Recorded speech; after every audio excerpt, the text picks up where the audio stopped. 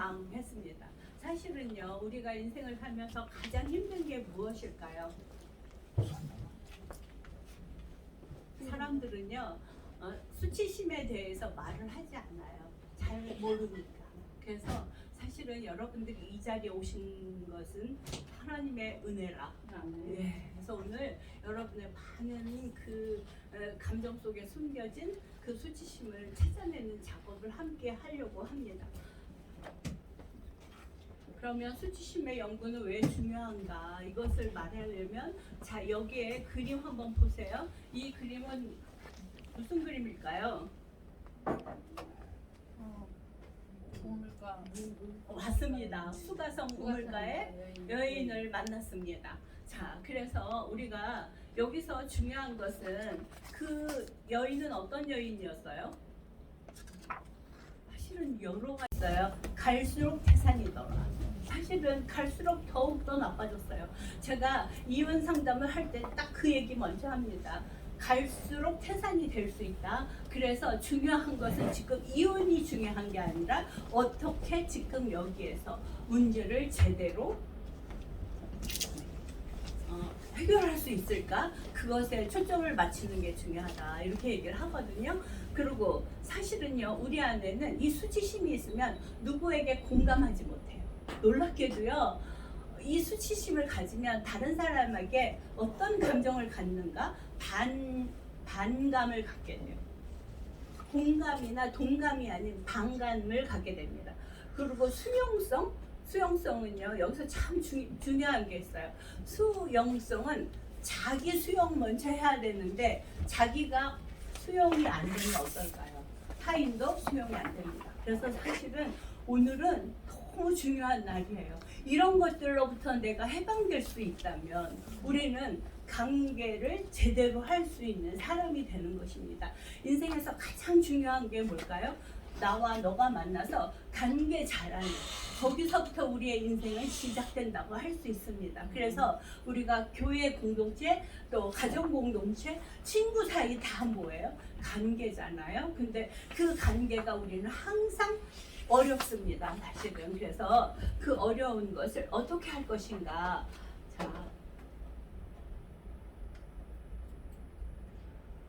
우리의 자아 정체성, 내가 누구인가 하는 그 정체성은요, 우리의 그 역기능적 요소로서 만들어진다면 우리는 자아가 다른 데로 이렇게 편제되어 있는, 한 군데로 몰려 있는 거예요. 이런 사람 보셨을 거예요. 그러니까 너무나 어떤 극단적인 얘기를 자주 하는 사람, 자아가 편제되어 있는 거예요.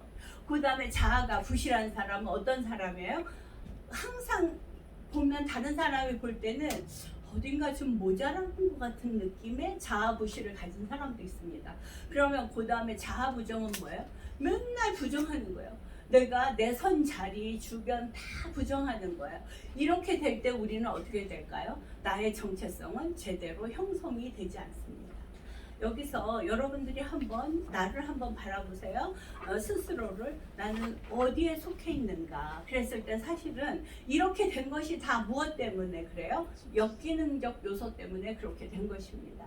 그래서 우리가 앞으로 배울 텐데 역기능적 요소가 다 나쁜 거야 이렇게 할 수는 없어요. 역기능적 요소를 통해서 우리는 더 큰 것도 배울 수 있었는데 중요한 것은 우리는 역기능적 요소에만 눈이 맞춰져 있어요. 거기에만 골몰하고 있어요. 골몰무가 되어 있는 거예요. 다른 게 안 보이는 상태인 것이에요. 그래서 우리가 이제 과거의 경험은 똑같아요. 그렇지만 그 과거의 경험을 통해서 다른 것을 볼 줄 아는 눈을 갖는 것은 참으로 중요합니다. 여러분은 태어날 때부터 아주 중요한 경험이 있어요. 어떻게 태어났어요? 10달 동안 어머니 뱃속에 있었어요. 그걸 뭐라 그러냐면 태내기라고 합니다. 우리가 그 뱃속에서 어떤 걸 배웠을까요? 엄마하고 친밀감을 배워야 됐었죠. 그런데 저는 이런 사람 봤어요. 여자 경찰관인데 어려서 어머니가 자기를 이제 딸인 것 같아서 아니면 아이를 낳기 싫어서 어떻게 했어요?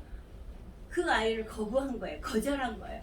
그래서 거절하기 위해서 어떻게 했을까요? 옛날에는 어떻게 할 수가 없으니까 막 높은 데서 뛰어내리기도 하고 뭐 이상한 거 먹기도 하고 그랬는데 또 얘가 어떻게 됐어요? 악착같이 태어났어요. 그랬더니 그 위로 언니가 셋 있었는데 넷째 딸이잖아요. 그러니까 그 할머니가 자기를 갖다가 어떻게 했어요? 운목에다가 밀어놨어요. 그래갖고 3일 동안을 내 던져놨대요. 죽으라고. 그런데 어떻게 됐어요? 보니까 살아있는 거예요. 그래서 그 아이를 키웠다고 합니다. 제가요 너무 깜짝 놀란 게 미술 치료를 하는데 그 장면이 딱 나오는 거예요. 버려짐, 거절감. 근데 그 태내기의 여행 그거를 그대로 어쩌면 그렇게 잘 묘사했는지 몰라요. 그분이. 그래서 바로 얘기했어요. 당신은 태어날 때부터 거절감을 가지셨군요.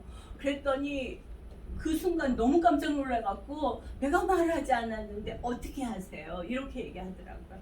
사실은 우리는 그 그림을 그릴 때도요. 자기를 그림 안에 다 무의식적으로 표현하고 있습니다. 그래서 치료사는 그것을 보고 알 수가 있어요. 그래서 사실은 근데 저는 미술 치료를 하기 전에 더 중요한 게 있어요. 이러한 과정들을 통해서 내가 치유돼야 다른 사람을 치유할 수 있다는 것을 정확하게 알고 계셔야 됩니다. 그래서 우리는 사실은요 태어날 때 그렇게 태어났어요. 그런데 그 다음에 아주 중요한 게 있어요. 그 부모가 나에게 젖도 잘 주고 나에게 막 공감도 잘 해줬어요. 그러면 그 아이는 어떤 마음을 가질까요? 아, 세상은 나를 환영하네. 그러니까 상대방을 나는 좋아할 수 있어 하는 신뢰감을 갖게 되는 거예요. 그런데 거기서 아무도 자기에게 그렇게 반응을 안 보이고 나쁜 엄마를 만났다면 그 아이가 가진 감정은 나쁜 감정밖에 없는 거예요. 사실은. 그런데 중요한 게 있어요. 제가 왜 이 얘기를 하냐면 자, 우리는요 감정을 이성보다 먼저 배운다는 걸 아셔야 됩니다. 이게 참으로 중요합니다. 그래서 사실은 우리가 배운 그 감정이 어떻게 됐어요? 우리를 갖다가 중독적이고 충동적인 사람으로 만들었다는 거예요. 자, 보세요. 너무 무서운 거예요, 사실은. 너무 그냥 지나갔어요. 그런데 그런 것 속에 나의 비밀이 있다는 거예요. 이런 말 들어보셨어요? 무엇이든지 잘하려면 기초가 든든해야 된다. 그런데 인생의 감정도 마찬가지입니다. 여태까지 우리는 생각이 달라져야 인생이 바뀐다 이렇게 가르쳤잖아요. 아닙니다. 감정이 제대로 될 때 우리는 이성적으로 제대로 생각할 수가 있습니다. 사실은요 하나님께서 우리에게 항상 기뻐하라 하셨을 때 그것이 뭐예요? 기쁨이 뭐예요? 감정입니다. 사실은요 감정이 제대로 우리가 치유됐을 때 기도할 수 있어요. 감사할 수 있어요. 여기서 아주 중요한 비밀이 있습니다. 그런데 우리는 모두 다 뭐 가지고 있는 사람이에요? 제가 처음 시간에 얘기했을 거예요. 우리는 인간 문화가 우리 안에는 문서가 차곡차곡 채워져 있다. 그러면 사실은요 그 문서를 꺼내서 버릴 수는 없어요. 그죠? 그러면 와르르 무너지겠죠. 어떻게 해야 될까? 그래서 제가 아까 그 말씀 드린 거예요. 여기에 오신 것은 내가 온 것이 아니라 하나님께서 축복 주시기 위해서 부르신 아주 중요한 자리입니다. 우리가 어떤 일을 할 때에 그 내일에 대해서 굉장한 의미를 부여할 수 있는 자만이 의미 있는 인생을 살 수가 있습니다. 그것이 사실은 다 시간마다 다 이루어지는 거거든요. 그래서 여러분들이 오늘 시간에 나를 스스로를 바라보는 그러한 아주 진실된 시간 되길 바랍니다. 사실은 우리가 성실한 사람이라는 건 뭘까 한번 생각해 보셨어요? 성실한 사람이란 사실은 그 시간 속에서 가장 중요한 것을 찾아내고 또 그 중요한 그럼 가장 중요한 게 뭐예요? 관계라고 말씀드렸습니다. 관계 속에서 서로 사랑하는 게 가장 중요한 것을 하는 사람이 성실한 사람입니다. 그런데 기독교인이면서도 하나님은 뭐라고 말씀하세요? 나는 사랑이라 너는 이웃을 사랑하라 그랬는데 가장 기본적인 것을 잃어버렸어요. 그러면 우리는 모래성무에 우리를 쌓고 있는 것입니다. 그래서 자, 너무 신나지 않아요? 우리가 잘 살 수 있는 방법을 배우고 있다. 이건 너무너무 중요하죠. 그런데 여러분들이 익혀야 될 게 있어요. 우리가 그런 부모를 만났어요. 그런데 어떻게 됐어요? 내가 처음에 젖을 빨았어요. 그래서 젖 맛을 알았어요. 그래서 제일 먼저 발달되는 게 미각이에요. 그죠? 그 다음에 어떻게 돼요? 엄마의 냄새를 맡았어요. 그게 뭐예요? 후각이에요. 그죠? 그 다음에 엄마의 뭘 봐요? 음성을 들어요. 그 청각이죠. 그죠? 그 다음에 또 뭘 할까요? 맞아요. 엄마를 만져보면서 촉각을 느껴요. 그 다음에 또 뭐가 있을까요? 눈을 맞춰요. 그죠? 그래서 사실은 보는 게 가장 늦게 이루어지는 거잖아요. 아기들이. 자, 보세요. 우리가 보는 게 그래서 정확할까요? 정확하지 않을까요? 사실은요, 그 모든 감각을 통해서 우리가 보는 게 형성된다는 거예요. 그러면 우리는 사랑 많이 받은 아이의 시선에는 뭐가 보일까요? 사랑이 보이겠죠. 그죠? 근데 아까 제가 말씀드린 그 경찰관처럼 내 던져진 그 사람 눈에는 뭐가 보일까요? 거절감만 보일 거예요. 사실은 그분하고 3년을 같이 했었어요. 교회 교인이니까 너무 달라져갖고 정말 멋진 군인이 경찰관이 됐고요. 아들은 또 서울 감신에 들어갔고 뭐 이렇게 또 이번에 보니까 장로님이 되셨더라고요. 그분이. 그래서 근데 그냥 장로가 된 게 아니라 남을 위로하는 장로가 되었습니다. 이건 참 중요해요. 자기의 상처가 어떻게 됐어요? 치유되고 나니까 다른 사람을 치유시켜주는 상처 입은 치유자가 됐습니다. 그러면 엮이는 과정에서 이제 수치적 정체성이 형성되는 건 어떻게 되는가? 여기서 아주 중요한 게 있어요. 빨간 그 원 안에 있는 게 뭐예요? 잘 안 보이실까 봐 제가 자기를 은폐시키는 거예요. 자, 이래도 저래도 다 거절당하면 어떤 생각이 들까요? 자기를 그대로 내버리면 안 된다고 생각하죠. 그래서 은폐시킵니다. 그 다음에 어떻게 해요? 상호 의존성이라고 나오는데 상호 의존성은 뭘까요? 우리는요, 아기 때는 누군가에게 의존해서 살았어야 됐어요. 그런데 적당하게 자율적으로 주도적으로 인생을 살게끔 하지를 않아서 아이는 자라지 않았습니다. 그래서 어떻게 됐어요? 어머니, 아버지의 감정에 동반 의존돼요. 그래서 그것을 갖다가 상호 의존한다고 할 수 있어요. 그래서 이런 케이스죠. 제가 항상 얘기하듯이 폭력적 아버지가 집에 들어왔을 때, 중독적 아버지가 집에 들어왔을 때 그 모든 감정은 어디에 집중돼요? 그 아버지께 집중합니다. 그래서 감정이 상호 의존됐다는 거예요. 자기 아버지가 기분이 좋으면 나도 기분 좋고 우리 집안도 기분 좋고 그래서 가족 공동체가 다 상호 의존되고 있다는 거예요. 너무 무서운 거예요, 사실은요. 그런데 이것은 눈으로 보여지는 병이 아니기 때문에 사람들은 어떻게 생각해요? 그래도 괜찮아. 그래도 살만해. 그래서 상담을 하면서 얘기를 하잖아요. 그럼 뭐라고 그래요? 나는요, 그래도 매는 안 맞았어요. 폭력적 아버지 밑에서 자랐는데요. 너무 슬픈 일이죠, 사실은. 그것을 눈에 보이지 않는 상처를 더 깊이 생각해 봐야 돼요. 왜냐하면 우리의 삶의 질은 그러한 상처하고 연관이 되어 있다는 거예요. 그래서 그 다음에 그런 엮이는 과정에서 있는 건 가장 중요한 게 불신이에요. 자, 아버지를 믿을 수 있나, 어머니를 믿을 수 있나. 이게 참 어떤 사람은 내 아버지를 내 아버지라 부르지 못하고 내 어머니를 내 어머니라고 부르지 못한다. 이것도 엄청난 역기능이죠. 그런데 우리는 지금 다 불러도 불신이 생긴 거예요. 그 다음에 그렇게 되면 우리의 자존감은 굉장히 낮아집니다. 그래서 자존감이 결여된 사람이 됩니다. 이것이 엮이는 감정이 이제 자라서 뭐가 돼요? 수치심이 되는 거예요. 그러니까 우리 안에는 남들에게 보여지고 남들에게 이야기할 수 없는 수치심을 다 갖고 있는데요. 아주 여기서 중요한 게 있어요. 우리가 사실은 이 엮이는 과정에서 결여되는 게 뭐냐면 소속감. 나는 여기에 소속되어 있는 사람이야. 그래서 나는 너무 멋져. 그래서 나는 굉장히 안정된 자리에서 살고 있어. 이러면 얼마나 좋겠어요? 근데 그것이 다 결여가 됐어요. 그러면 수치심이 생기는데 수치심이 생겼을 때 무엇이 부재하는 줄 아세요?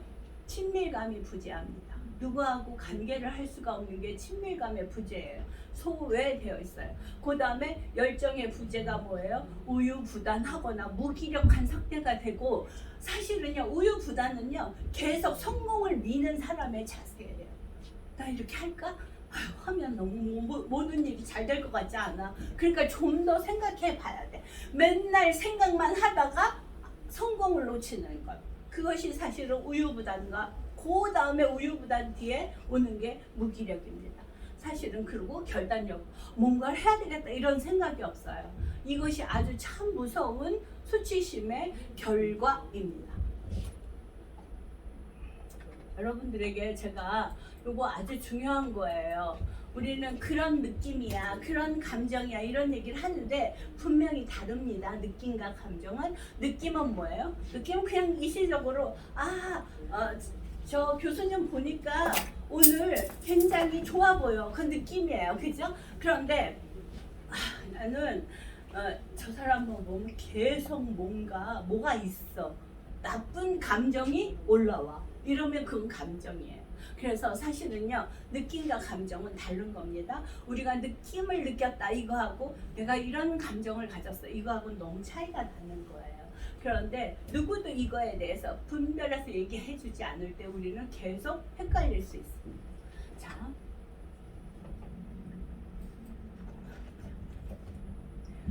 우리가 그래서 사실은요 감정으로 이제 수치심을 생기는 것을 정서적 수치심이 형성된다고 하는 거예요. 그래서 사실은요 이거는 아주 중요한 부분이 뒤에 나오는데요. 우리가 정서적 수치심이 생기면 부인하는 사람이 돼요. 뭐든지 다 부인해요. 아니야 안 돼, 이렇게 하는 말을 자주 합니다. 여러분들이 가정에서나 교회 공동체 안에서 계속 부인만 하는 사람 보셨어요? 이거 아주 중요한 거거든요. 목사님께서 이런 일 합시다 그러는데 안 됩니다, 뭐 그건 틀렸습니다, 뭐 이딴 얘기만 계속해요. 그런데 그것도 대놓고 얘기 못하고 뒷공무니에서 사람들을 선동하는 것입니다. 그다음 왜 그럴까요? 열등감으로 가득 차서 내 말이 맥히지 않을 거야, 그러니까 뒤에 숨어서 하고 있어요. 그런데 그 사람의 마음속에는 공백이 너무나 많습니다. 감정이 가슴을 뻥뻥뻥뻥 뚫어놨어요. 그래서 우리는 이 가슴이 이렇게 얘기해요. 나는 항상 빈 가슴으로 사는 것 같아요. 그런 경험 하셨죠? 우리 빈 가슴으로 산다고 얘기해요. 그 다음에 그러다 보니까 우리에게 결론 뭐예요? 비밀이 너무 많아요.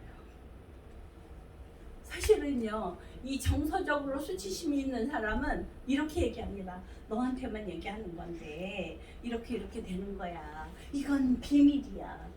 근데 한 사람한테 얘기했더니 전 교인이 다 알아요.